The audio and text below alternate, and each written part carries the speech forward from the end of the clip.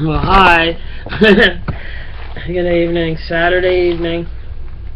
I want to talk about Obama had touched on it when he went to a federal prison, and about our prison and are locking up a majority of people. I actually made up notes in case I lose this.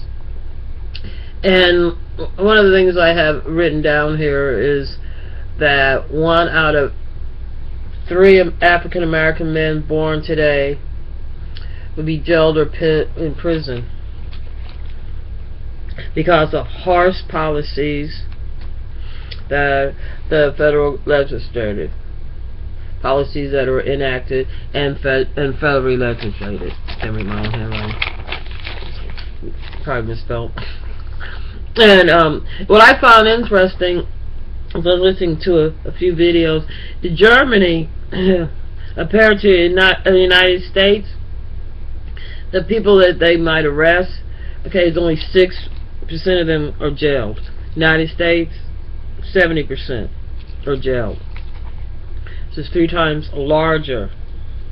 And a lot of this started like in 1986 with their anti-drug laws, their harsh laws, the 3 strikes. You just automatically go to jail regardless of what, like it doesn't matter if you were peeing on the ground if they wanted to. And with the militarization of the police department, where like they could frisk and search, and also with the laws with crack versus cocaine. And what's that written down? I'll probably keep it short.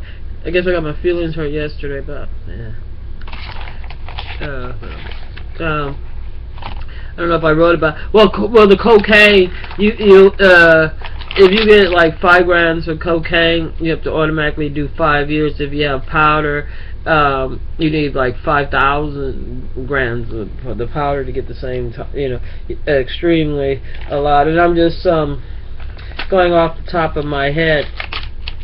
Now, the reason why it is important for us to stop jailing people is because we're wasting talent, American talent. Because a lot of them, if they've been in prison, when they come out, it can affect them getting a student loan, so far their education. It can affect them getting a job. We need to worry about what these people could do in the future, and not what they did in the past. And their voting rights. Some states they're not allowed to vote. So it affects their ability to contribute positive after they come out, to be able to go on and be a positive. Excuse me.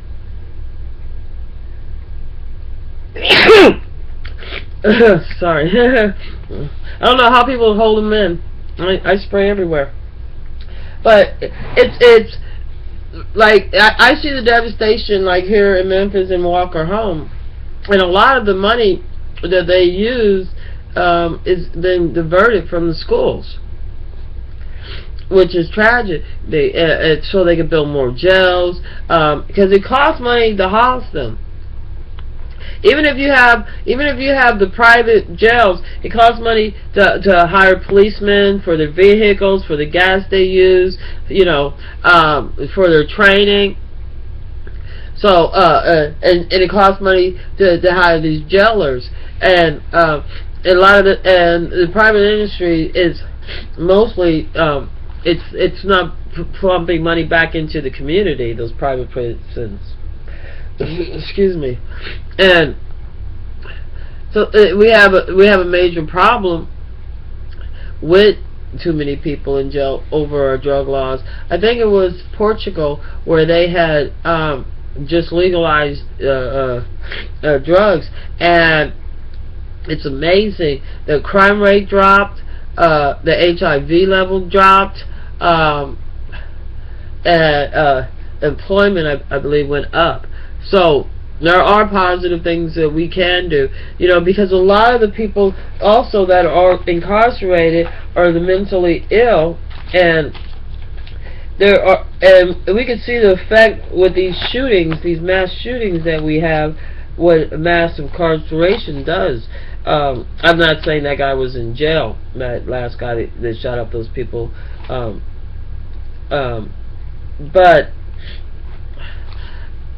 like with me, there's unconfident, there's a uncomfort is, I'm sorry, my nose clogged up. Postnasal drip.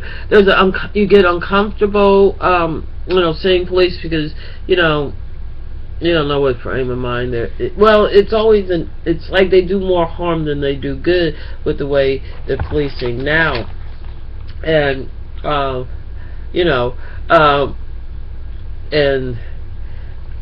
they're incarcerating more people of color, more African Americans, than they are whites on the same drug laws, even though it's from all I could see and everything I've heard and read about is that blacks and whites do drugs at the same level. Just like Germany, they have jails too. You have jails in all these other countries, but you have less people incarcerated.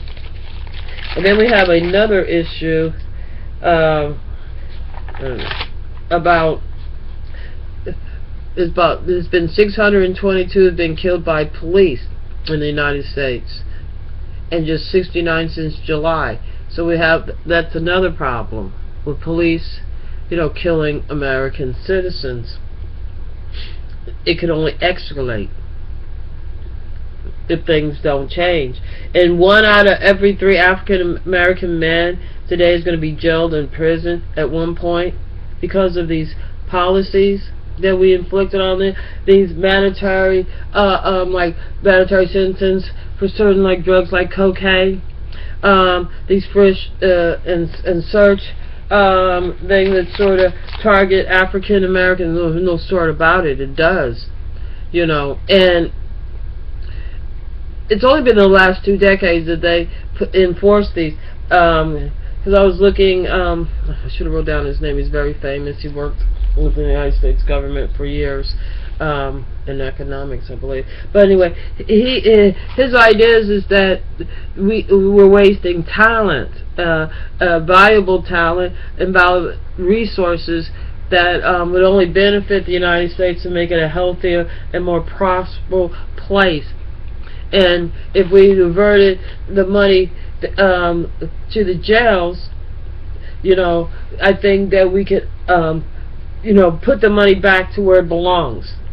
I don't think that it's a wise type of financial feasible way to take money out of one system to pay for another. What is that? You borrow from Peter to pay Paul? That's always been very bad.